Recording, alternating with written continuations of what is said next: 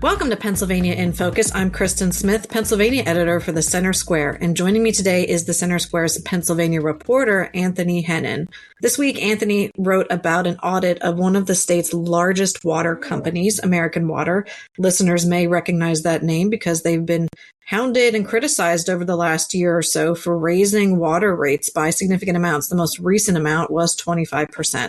There's been a lot of complaints to the Pennsylvania Public Utility Commission over this issue, and as such, they've placed their most recent request on hold for the next 7 months while they investigate. In the meantime, the PUC has released an audit finding of the American Water Company to recommend where they could save some money. So, Anthony, talk to us about what some of those recommendations were. Yeah, so this audit, they listed about 30 recommendations or so on how the Pennsylvania American Water Company could improve operations. A lot of these, generally they were a time scale of, this could be changed from up to 6 months, a number of them up to a year. But this is affecting about 2.5 million people in Pennsylvania who use the PAWC for their water. A lot of these changes are not necessarily quantifiable. A lot of them are more qualitative and changing processes and management practices, et cetera, et cetera.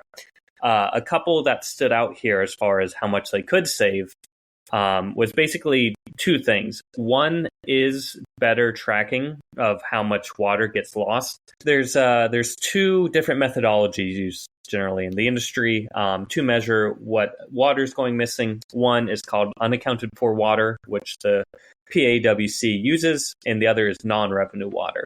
The commission dinged the water company here for basically taking an unaccounted for water approach, but also mixing methods and not really calculating it well. Basically getting a count that came out making the company look better than it was.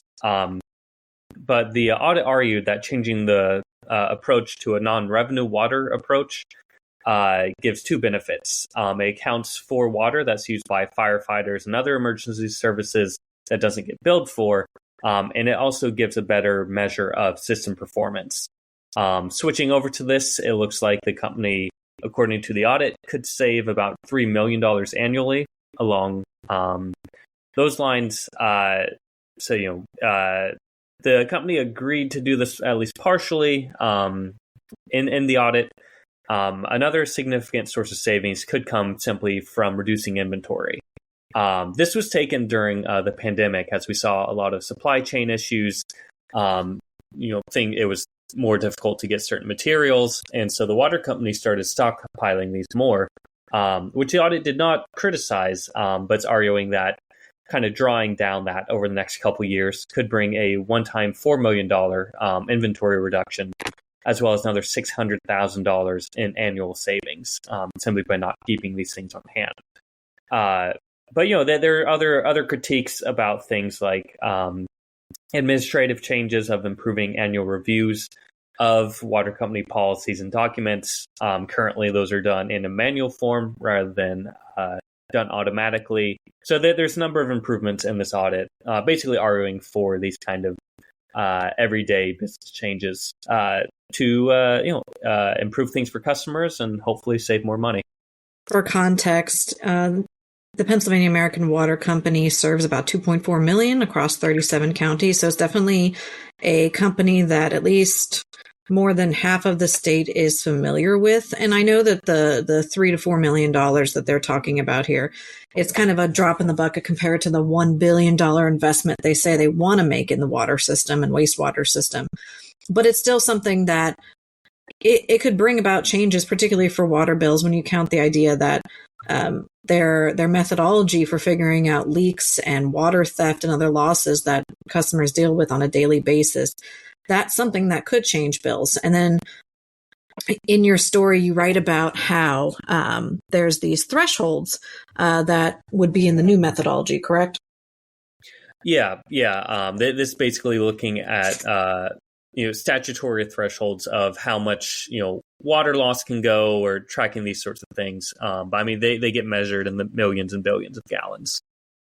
And so it seems like you said 4 out of 5 years when the commission calculated that amount, the company was routinely going above that 20% threshold.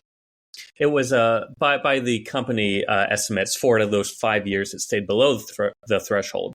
But within the audit, reworking those numbers, it turns out all 5 years were actually over the legal threshold. Okay, so there's definitely some accounting issues on American Water's side, and whether that would factor into some of these rate increases, I suppose, will be the subject of the investigation that the PUC is undertaking right now. The PUC routinely does this when water companies and other utility companies like gas and electricity, when they want to raise rates and it seems out of line with, the history and the pricing across the market. Complaints to the PUC can help drive these inquiries. So it's a very important agency for holding utility companies accountable. To keep up with this story and more, go to thecentersquare.com. For Anthony Hennon, I'm Kristen Smith. Please subscribe and thanks for listening. Knowledge is power, and you deserve to know what happens in your state government. That's why the nonprofit Franklin News Foundation is bringing you straight news journalism through the Center Square, reporting on state authorities and publishing stories that show where your money goes and who spends it. By supporting the Center Square, you can track politicians' use of taxpayer money and demand transparency from elected officials. This is how we can equip everyday Americans to hold their government accountable. Become a supporter of Franklin today at franklinnews.org/donate.